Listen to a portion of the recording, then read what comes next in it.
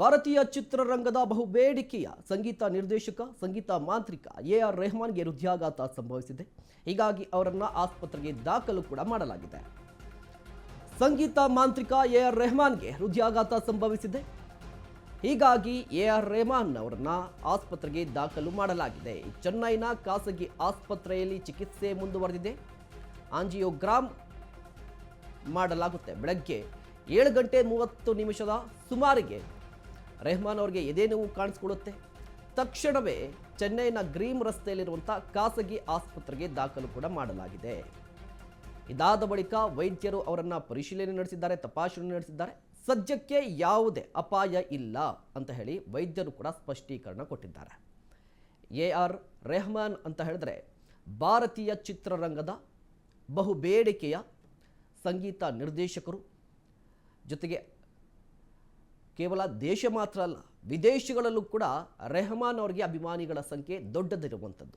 ಅವರ ಮ್ಯೂಸಿಕ್ಗೆ, ಅವರ ಸಂಗೀತಕ್ಕೆ ಈಗಲೂ ಕೂಡ ಸಾಕಷ್ಟು ಜನರ ಅಭಿಮಾನಿಗಳಿದ್ದಾರೆ. ಇಂತಹ ಎ.ಆರ್. ರೆಹಮಾನ್ ಅವರಿಗೆ ಇವತ್ತು ಎದೆ ನೋವು ಕಾಣಿಸ್ಕೊಳ್ತು. ಬೆಳಗ್ಗೆ ಕೂಡಲೇ ಅವರಲ್ಲಿ ಮನೆಯಲ್ಲಿದ್ದಂತಹ ಕುಟುಂಬಸ್ಥರು ಖಾಸಗಿ ಆಸ್ಪತ್ರೆಗೆ ದಾಖಲು ಕೂಡ ಮಾಡಲಾಗಿದೆ. ಸದ್ಯಕ್ಕೆ ಯಾವುದೇ ರೀತಿಯ ಅಪಾಯ ಇಲ್ಲ, ಸೇಫ್ ಆಗಿದ್ದಾರೆ, ಸುರಕ್ಷಿತವಾಗಿದ್ದಾರೆ ಅಂತ ಕೂಡ ವೈದ್ಯರು ತಿಳಿಸಿರುವಂಥದ್ದು. ಆಂಜಿಯೋಗ್ರಾಮ್ ಮಾಡಲಾಗುತ್ತೆ ಎ.ಆರ್. ರೆಹಮಾನ್ ಅವರಿಗೆ.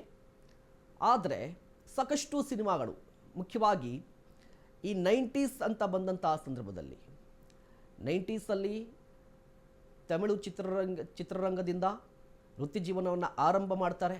ಅದಾದ ಬಳಿಕ ನೇರವಾಗಿ ಬಾಲಿವುಡ್ಗೆ ಹೋಗ್ತಾರೆ. ಬಾಲಿವುಡ್ನಲ್ಲೂ ಕೂಡ ಸಾಕಷ್ಟು ದೊಡ್ಡ ದೊಡ್ಡ ಸಿನಿಮಾಗಳಿಗೂ ಕೂಡ ಸಂಗೀತ ನಿರ್ದೇಶನ ಮಾಡ್ತಾರೆ.